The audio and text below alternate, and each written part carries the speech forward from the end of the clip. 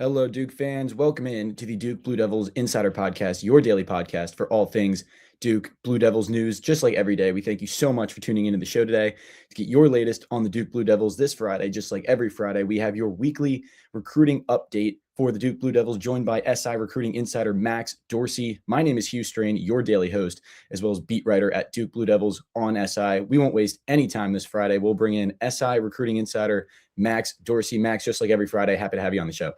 Yeah, happy to be here, Hugh. So we'll kick it off with football here, and you've written some pretty awesome stories over the past week, and we've been chatting a bit. We'll go a little offense defense here.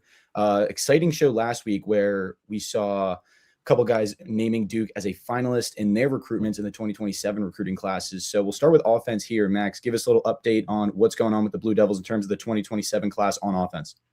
Yeah, one of the guys we talked about last week is Bryce McCurdy, a quarterback prospect from Texas.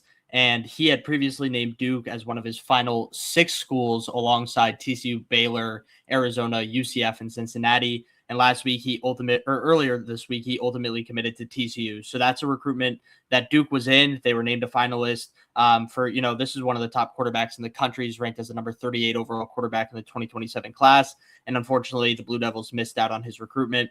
So now they're going to have to pivot to some other quarterback options. But we talked about it last week, Hugh, how the Blue Devils are really prioritizing the quarterback position in the 2027 cycle. Obviously, there's probably some PTSD with everything that happened from the Darian Mensah saga this offseason. So they're really focusing and honing in on some of the top quarterbacks in the 2027 class, and they're in the mix for plenty of them. We talked about last week how Jamison Roberts, another 3-star prospect from Alabama, had named Duke as a finalist in his recruitment. They're making significant progress with some of these other guys, including DJ Hunter, a 3-star quarterback from Georgia, who just this week decommitted from Kentucky. He had been committed to Kentucky, I believe, since September, and heading into the offseason, he ultimately decommitted from the Wildcats, reopened his recruitment, and according to rivals Chad Simmons, he named Duke as one of the teams that is currently standing out in his recruitment. So we continue to see this trend of Duke really pursuing quarterback. I think it's going to continue to be a priority for Diaz and his staff throughout the cycle, and they're in the mix for some of the top signal callers in the class. So for, one of the bigger differences in terms of football recruiting for future classes as opposed to basketball is for a guy like McCurdy who just committed to another program. And like you just mentioned with Hunter, decommitments happen all the time. Is McCurdy a guy that Duke is now pushing away completely, or considering these types? Granted, Duke is on the East Coast. We talked last week about how it can be really difficult for a program like Duke to pull guys from, the South, from the West, from the Midwest, whatever. But is McCurdy a guy that Duke is now sort of casting to the side, or are they potentially still in the mix, barring any sort of decommitment or anything like that? I think, and you just kind of touched on it there, Hugh, this is a kid from Texas committed to a Texas school. We talked about how it's going to be hard for Duke to even be able to pull him out of his home state. And with him committing to TCU, I think Duke is going to turn to other options. Now, I do agree with you in the sense that a lot of commitments, especially in the NIL era, are not set in stone until they sign the dotted line on signing day. So I think it might not be in the case for McCurdy's recruitment, but throughout the 2027 cycle, you're going to see Duke continue to pursue players that are committed elsewhere. I think that's certainly a possibility. And for a guy like Hunter, where, very exciting move for the Blue Devils, committed to an SEC program, now decommitting, and Duke is, like you mentioned, standing out. Are they standing out with, give or take, another, say, 10 schools, or are they one of maybe 3 or 4 that a guy like Hunter is really considering and, thinking about taking his talents over? Yeah, so in that interview with Chad Simmons, he's mentioned USF, Maryland, West Virginia, Florida State, and Duke as the schools currently standing out to him. So it's a field of, not the upper echelon schools of college football, I would say. And I think that kind of gives Duke an in here to kind of, if they decide to make a push for him in the coming months, they can really rise to the top of his recruitment quickly. I think that, they're one of the top schools on his list. And you talked about this last week, how Duke's not afraid to open up their checkbook if they think that a player is worth pursuing. Obviously, you're not going to pay top dollar for a 3-star prospect, but you can still use NIL to your advantage there. And I think something else that we've touched on ad nauseum is the academics that Duke has is something that attracts players to the school. So in terms of where they stand in Hunter's recruitment right now, I think they're in a really good spot. And I think they're going to continue trending upwards for him. And with DJ Hunter is, this is a guy, obviously, that, will probably, sit on the bench for, a year or two before coming in. Is this kind of a guy that Obviously, with the offers you mentioned, no, really elite programs, but is this a guy that, give or take in 2 or 3 years, could come onto the field in Durham and be a real difference maker? Is he more of a guy that, will need to develop sort of a project pick and could potentially kind of reach that sort of level, or is that talent kind of already there?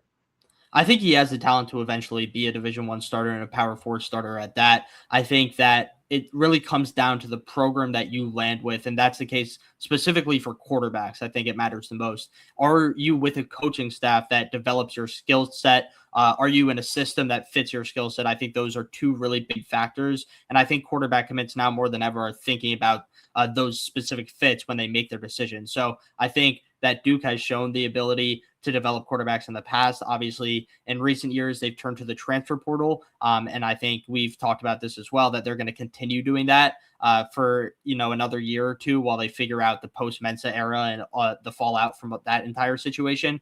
But eventually, I know Diaz is going to want to start recruiting quarterbacks that can eventually take over as starter, develop within the system for 2 or 3 years before taking over as starter. And I think Hunter is one of those players. A lot going on with Duke football right now. We'll bring it over to basketball. And Max, so we talked about it last week. Duke loses out on 5-star guard Jordan Smith Jr., the number 1 combo guard in the 2026 recruiting class. Smith ultimately commits to Arkansas over Duke, Indiana, Georgetown, Syracuse, and Kentucky. Always felt like a battle between Duke and Arkansas. Duke was in the lead for a long time. Then Arkansas kind of pushed in late over the last month and a half. Calipari lands his next star guard from the future. And Max, I don't know if you saw it, but after Darius Acuff Jr.'s 49-point performance in the game of the year against Alabama last night, just the next guard that John Calipari is going to have at his disposal to turn into a star. But anyway, back to the Duke program. Haven't heard much buzz on any other top recruits that Duke is really in connection with in the 2026 class. Duke still sits with the number 1 overall class, one of 2 programs with as many as 3 5-star recruits, as well as coincidentally Arkansas. Max, are there any sort of prospects left in the 2026 recruiting class that Duke is involved in at this point? Yeah, there's 2 guys that I would point to. The first is an international player, actually, a guy originally from Finland. I believe he plays professionally in Serbia at the moment. His name is Mika Murinen. He's the number 32 overall player, according to 24/7 Sports' composite rankings in the 2026 class, and the number 8 power forward.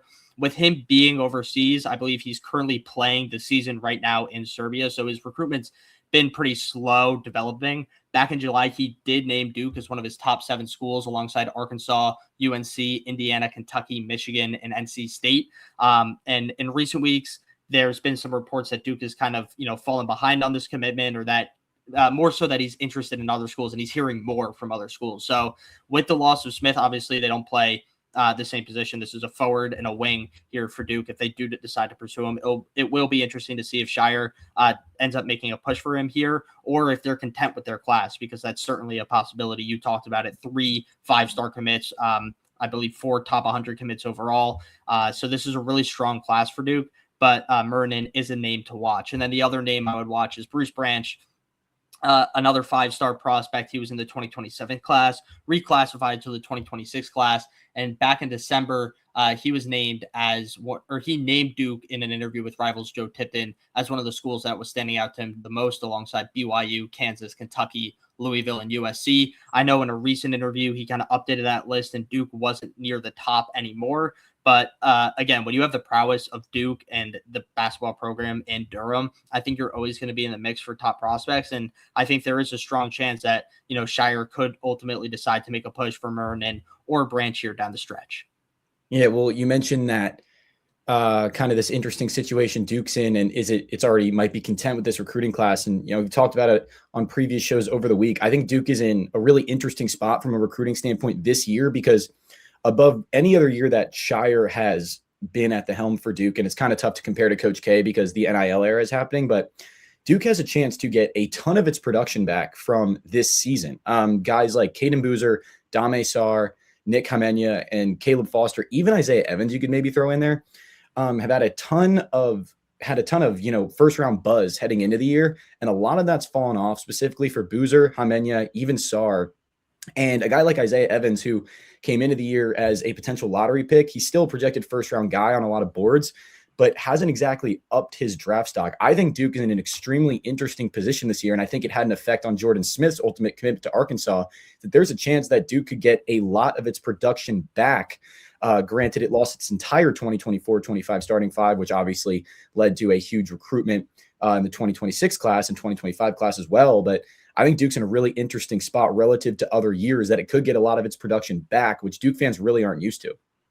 Yeah, it's not something they're used to. I feel like, especially at Duke, it's a lot of one and dones, and you talked about it with last year's roster that will definitely go down in history as one of the best Blue Devils rosters of all time. Obviously, fell short of the national title, but talent all over the floor. Getting players back, and I think NIL does play a role in this, right? Because now players are able to make money, and the one and done might not be as valuable as it was before. Still, don't get me wrong, incredibly valuable to go to the NBA, especially comparatively to the NFL when you look at football and the pros and cons of those contracts and staying back. But still, players can make money at the college level. They can make a lot of money at the college level. And if you're not a lottery projected pick or a guy that's projected, even in the first round, I think it is beneficial to come back and stay at school for another year with the amount of money you can make. And I think, to have returning players and a veteran presence for Duke is going to be something that propels that roster even further next season if those guys that you talked about do end up staying. And I think they'll gel well with the class that Duke has put together in the 2026 cycle. And I think this could be a really competitive Duke roster, maybe, a national title roster next season. Yeah, guys like Isaiah Evans, like you mentioned, Foster, Boozer, Sarr, and Hamenya, I think, have very interesting decisions to make at the end of the year. And Duke fans, don't forget about Sebastian Wilkins, 2027 recruit or 2026 recruit, reclassed into 2025 and is redshirting this season. If Duke can get three of those guys that we just mentioned, plus Wilkins, plus this class coming in, very good reason to believe Duke will be the number one team in the country heading into next season. But we're going to bring it over for our last sort of segment here over to the 2028 class. It was reported earlier this week that 2028 five-star prospect Colton Hiller out of Coatesville, PA, will be in attendance for Duke's game against Michigan this weekend. The number one ranked Michigan Wolverines at Capital One Arena in Washington, D.C. 2028 five-star prospect Colton Hiller will be in attendance. Max, what can you give us on that? Yeah, he's one of the top prospects in the 2028 class, a really terrific player. I believe 24/7 Sports ranks him as the number 3 overall player, number 2 small forward. And just, again, we've talked about this in previous weeks, but comparing basketball recruiting to football recruiting, a lot of basketball recruiting is more slow played. So it's unlikely that Duke's going to offer Hiller. It's unlikely that Duke will offer Hiller, for another year or two until it's really the 2028 cycle is the prominent cycle of the college basketball recruiting world. But this allows Shire and his staff at least to start building a relationship with him, kind of getting to lay the groundwork of their eventual pursuit of him. So I think that this is a really interesting thing. Obviously, it's a neutral site, so he's going to get to kind of see what both in Michigan and Duke are able to do. But I think it is exciting for Duke fans to, eventually this is going to be a player that Shire and his staff are definitely going to push for, and laying that groundwork now is going to be beneficial for them in the long run. Right. Hiller, Duke has not given out any offers in the 2028 class. Hiller already picked up offers from schools such as Alabama, BYU, Indiana, Kansas State, and Louisville, one of the most talented prospects in the 2028 recruiting class. That is going to do it for us here today on the Duke Blue Devils Insider Podcast. Max, we thank you for joining the show and giving us the latest on the Duke Blue Devils every Friday. Yeah, thanks for having me, Hugh. We thank you so much for tuning into the show today. Just like every single day, make sure to check us out at si.com/college/Duke to get your latest on everything latest on the Duke Blue Devils. My name is Hugh Strain, your daily host, as well as beat writer on Duke Blue Devils on SI. I'll see you tomorrow.